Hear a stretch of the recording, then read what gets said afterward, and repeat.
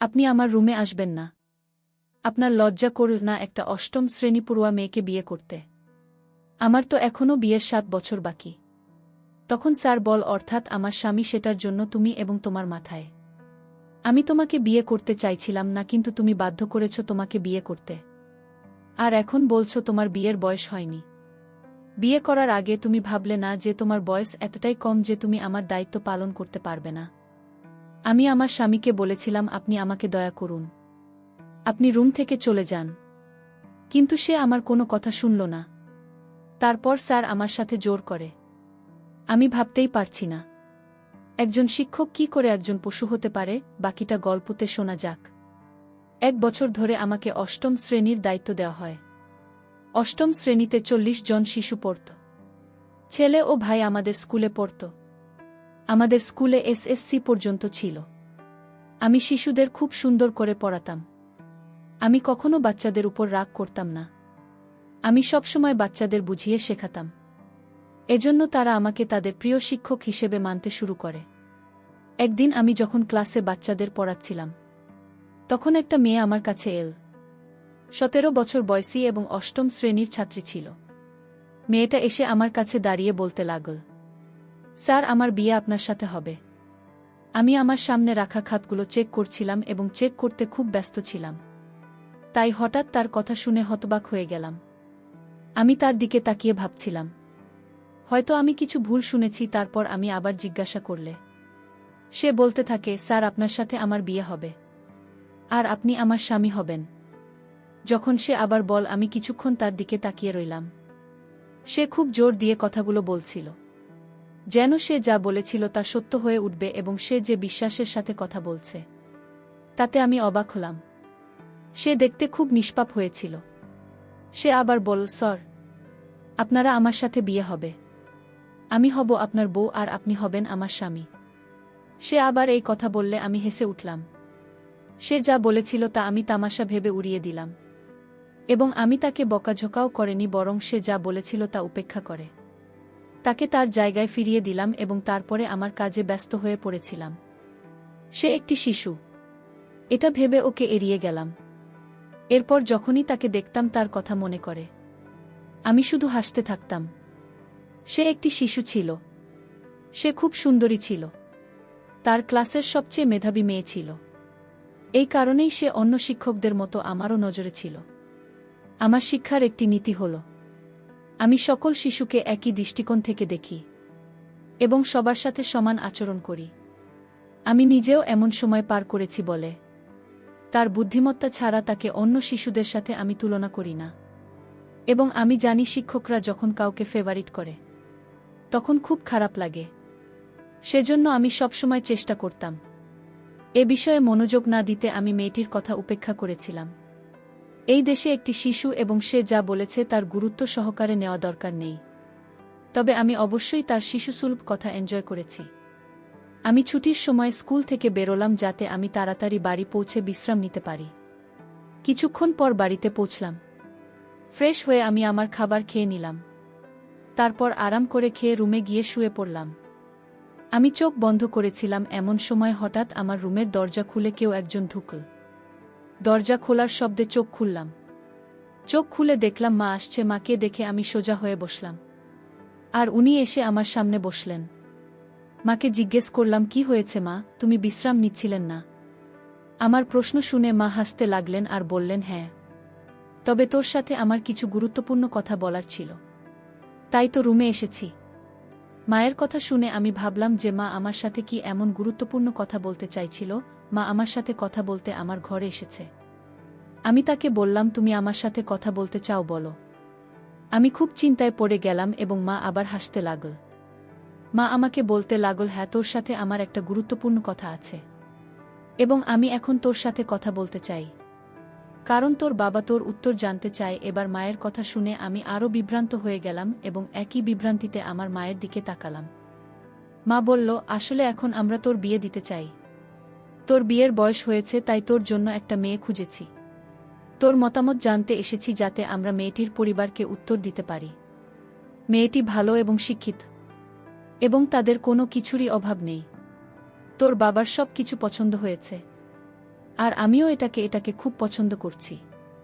তাই আমি তোর ইচ্ছা জানতে চাই, যাতে আমরা তাদের আমাদের বাড়িতে তোকে দেখানোর জন্য ডাকতে পারি। আমি মাকে বললাম, মা, আমি এখনই বিয়ে করতে চাই না। আমি এ বছরই মাত্র চাকরি পেয়েছি। এখন আমি ইনকাম করতে চাই, তারপরে বিয়ে করতে চাই। মা বলল, আমি আর ঘরের সকল কাজ সামলাতে পারি না। ঘরের সব কাজের ভার আমার উপর। এখন আমার বুড়ো মায়ের কাজ করার মতো শক্তি নেই। তোর বোন সারাদিন স্কুল আর টিউশন নিয়ে ব্যস্ত, আর আমি বাড়িতে একা থাকি। বাড়িতে বোমা এসে আমার সঙ্গে কাজে হাত লাগাবে এবং আমার মন খুশি থাকবে। আমি বেঁচে থাকতে নাতি নাতনির মুখ দেখে যেতে চাই। আমি চাই না আমার ছেলের বিয়ে দেখতে না পেরে তার আগেই পৃথিবী ছেড়ে চলে যায়। মাকে বললাম, কি সব কথা বলছো? মায়ের কথা শোনার পর আমি অবাক হয়ে মায়ের দিকে তাকালাম। আর সেই নিয়ে অষ্টম শ্রেণীর ছাত্রীর কথা মনে পড়ল, যে আজ আমাকে বলেছে আমার বিয়ে তার সাথে হবে আর আমি তার বর হবে। সে যা বলেছে তা মনে করে আমি হেসেছিলাম। অথচ বাস্তবে আমার বিয়ে নিয়ে আলোচনা শুরু হয়েছে। মা বলতে লাগলেন, কোথায় হারিয়ে গিয়েছিলেন বাবা? তাড়াতাড়ি উত্তর দাও, যাতে মেয়ের বাবা মাকে যত তাড়াতাড়ি সম্ভব জবাব দিতে পারি। আমি অন্য কিছু ভাবছিলাম। তুমি যা ঠিক মনে করো তেমন করতে পারো। আমি আমার বাবা মাকে খুব ভালোবাসতাম এবং তাদের সিদ্ধান্তে খুব খুশি ছিলাম। আমি বলেছিলাম যে তুমি আমার জন্য যা সিদ্ধান্ত নেবে আমি তাতে রাজি। আমি জানতাম যে আমার বাবা মা কখনোই আমার জন্য ভুল সিদ্ধান্ত নেবেন না। তাই আমি আমার বাবা মায়ের প্রতিটি সিদ্ধান্তকে সম্মান করতাম। মা আমার সিদ্ধান্ত শুনে খুব খুশি হলেন এবং আমাকে অনেক আশীর্বাদ করলেন এবং তার ঘরে চলে গেলেন। তারা আমাকে বললেন, ঘুমোতে খুব ভোরে উঠে তোমাকে স্কুলে যেতে হয়। মায়ের কথা ভেবে ঘুমানোর চেষ্টা করতে লাগলাম। আমি আমার বাবা মায়ের বড় ছেলে ছিলাম, তাই বাড়ির সবাই আমাকে সবচেয়ে বেশি ভালোবাসতেন। আমার ছোট্ট ভাই বোনেরা আমাকে অনেক সম্মান করত। আমি যে স্কুলে চাকরি করতাম সেই স্কুলে আমার ভাই বোনকে ভর্তি করিয়েছিলাম। প্রথম দিকে আমি আমার শখের জন্য শুরু করি, যদিও আমি অন্য কিছু কাজ করতে চেয়েছিলাম, কিন্তু আপাতত এটাই যথেষ্ট ছিল। ভেবেছিলাম যদি কখনো ভালো চাকরি পেয়ে যাই তখনটি চলছে সেই কাজে লেগে যাবে। কিন্তু তারপরও আমাদের বাড়িতে কোনো ধরনের অভাব ছিল না। আমার বাবার আমার রোজগারের সংসারটা ভালোই চলছিল। আমি স্কুলে কাজ শুরু করার পর 1 বছর হয়ে গেছে। আমার সামর্থ্য দিয়েই চাকরি পেয়েছি বলে আমার বাবা আমার চাকরি নিয়ে খুব খুশি ছিলেন। আমি খুব মেধাবী ছিলাম, সেজন্য স্কুলের লোকজন আমার বেতন তাড়াতাড়ি বাড়িয়ে দেয়। আমি খুব ভালো করে বাচ্চাদের পড়াতাম।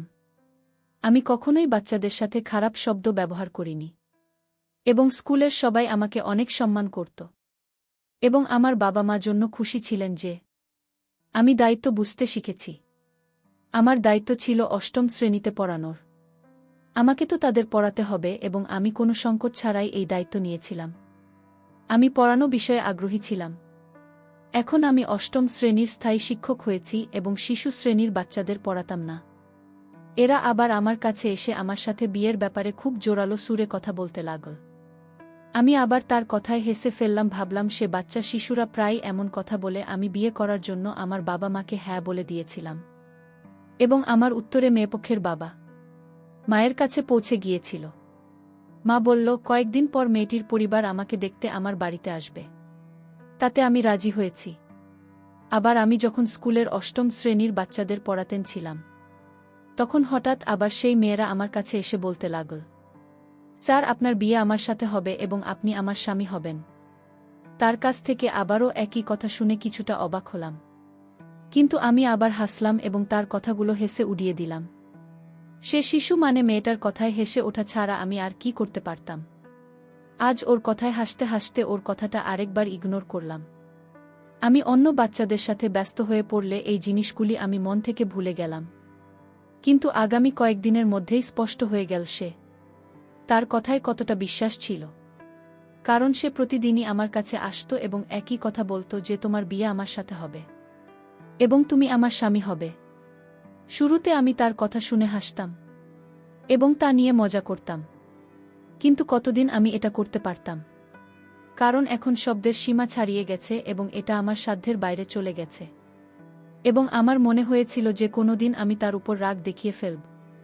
আমি বুঝতে পারিনি যে সে আমাকে প্রতিদিন বিরক্ত করছে। সে এমন করত এবং তাও কোনো কারণ ছাড়াই। একদিন তাকে ভালো করে বুঝিয়ে দিয়েছিলাম যে সে যেন এভাবে কথা না বলে, কিন্তু সে তখনও বুঝতে পারেনি। সে আবার একই কর্ম পুনরাবৃত্তি করেছিল। এবার তার কথায় আমি আরও বিরক্ত হয়ে গেলাম। কিভাবে এই শিশুটিকে এসব কথা থেকে দূরে রাখা যায়, তার প্রশ্নের কোনো সমাধান আমি পেলাম না। আমি আমার স্কুলের অন্য শিক্ষকদের যেটা বলতে পারিনি, কারণ আমি জানতাম আমার কথা শুনে তারা বলবে ও বাচ্চা, তার কথাকে উপেক্ষা করো। যদিও আমি তাকে ছোট ভেবে তার কথাগুলিকে উপেক্ষা করতে পারিনি। এবং আমি খুব বিরক্ত ছিলাম, কারণ সে প্রতিদিন একই কথা বলছিল। সেদিনও চেয়ারে বসে আমি যখন ক্লাস এর বাচ্চাদের পড়াচ্ছিলাম তখন সে আমার কাছে এসে আমার কাছে একই কথা বলা শুরু করল। সে প্রতিদিনই কথা বলতো এবং আমি এটা সহ্য করতে পারছিলাম না। এবং আমার তার উপর খুব রাগ ছিল। ওদিক এসে আমার সামনে নিষ্পাপ মুখে দাঁড়িয়েছিল। প্রথমে তাকে ভালোবেসে বুঝিয়েছিল বাচ্চারা এমন কথা বলে না, কিন্তু তারপরেও সেই একই কথা বলেছিল, যেটা সে সবসময় বলতো। এবার আমি আরও বিরক্ত হয়ে গেলাম। আমি ওকে ধমক দিয়ে বললাম তাহলে ওর বাবাকে স্কুলে নিয়ে আসতে। আমি তাকে রাগ দেখিয়ে বললে সে বলতে শুরু করে, স্যার, আমার বাবা স্কুলে আসতে পারবে না।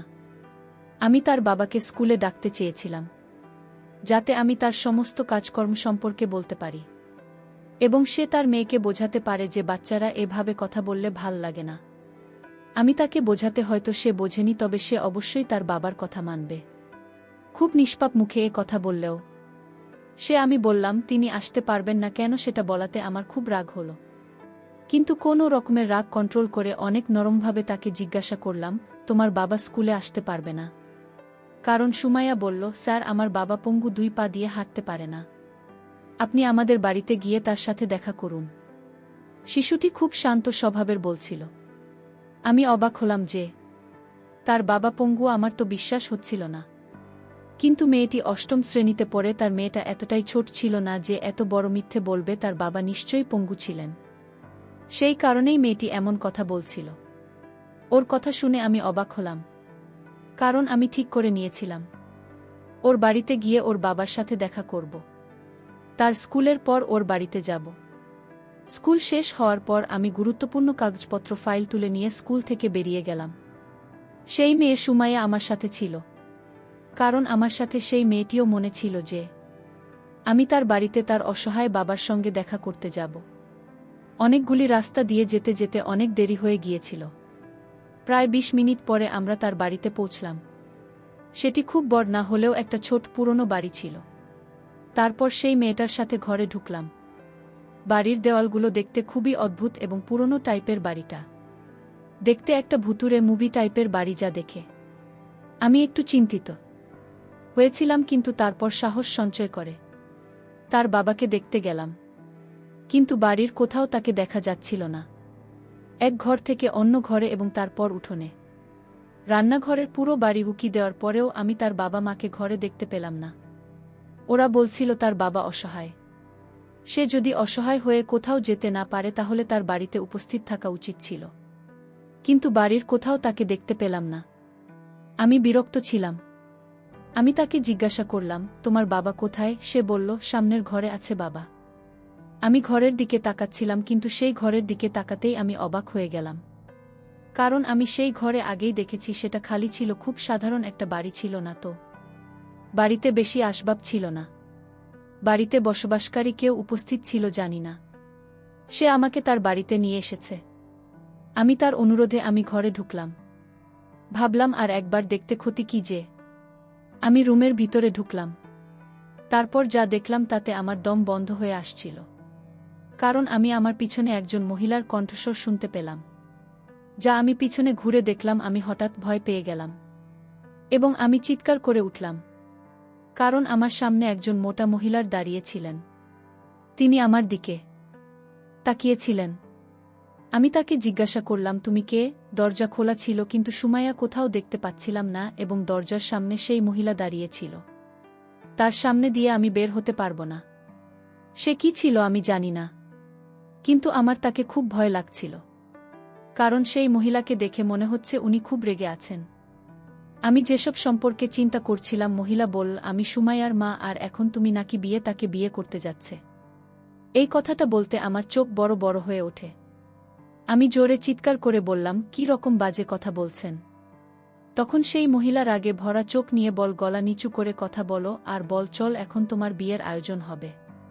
আমি বললাম, আপনি একজন মহিলা এবং আমি আপনাকে সম্মান করি। আপনি কিভাবে আপনার 13 বছরের মেয়েকে আমার সাথে জোর করে বিয়ে দিতে পারেন? কোথায় 17 বছর বয়সী আর কোথায় আমি একজন 25 বছর বয়সী যুবক? তারপর তারা আমাকে ভুলিয়ে ভালিয়ে এই 13 বছর বয়সী মেয়ের সাথে বিয়ে দিয়ে দিল। আমি যখন বাসর ঘরে ঢুকলাম তখন মেয়েটি বলল, আপনি আমার রুমে আসবেন না। আমার বিয়ের বয়স হয়নি। কিন্তু এতে আমার করার কিছু ছিল না, কারণ আমার মা বাবা আপনার সাথে বিয়ে দিতে আমাকে বাধ্য করেছে। আপনি 3 বছর আমার রুমে আসবেন না। আমি বললাম, এটা আবার কেমন কথা? বিয়ে করেছ আমায় আর বলছ 3 বছর পর তোমার রুমে আসব। তাহলে কেন এত আগে আমায় বিয়ে করলে? সুমাইজা তখন উত্তর দিল, আমি বিয়ে করেছি ঠিকই, কিন্তু আপনি আপনার জায়গায় থাকুন। আমার জায়গায় আসার চেষ্টা করবেন না, কারণ আমার বয়স তো অনেক কম। আমি বললাম, আমি তোমার কোনো কথাই শুনব না। আমার যা করার আমি করব। সুমাইয়া বলল, এটা কিন্তু বাড়াবাড়ি হচ্ছে। ভালো হবে না কিন্তু। আমি মাত্র ক্লাস 8-এ পড়ি। তারপর আমার স্বামী আমার কোনো কথাই শুনল না, তার নিজের মতো করে আমাকে। আমি তার এসব আচরণ সহ্য করতে পারছিলাম না। আমি বলছিলাম, আমার কিন্তু সহজে হচ্ছে না, আমাকে দয়া করুন। সে আমাকে কোনোভাবেই দয়া করল না, বরং আমার সকল দামি সম্পদগুলো কেড়ে নিল। প্রিয় বন্ধুরা, গল্পটি ভালো লাগলে অবশ্যই কমেন্ট করে জানাবেন। আর নিয়মিত এমন আলাদা স্বাদের গল্প শুনতে ভিডিওটিতে লাইক এবং চ্যানেলটিকে সাবস্ক্রাইব করে সাথেই থাকুন। আর হ্যাঁ, নোটিফিকেশন বেলটি অল করে রাখবেন, যাতে পরবর্তী গল্প সবার প্রথমে আপনাদের কাছে পৌঁছে যায়। ধন্যবাদ বন্ধুরা, ধন্যবাদ সবাইকে।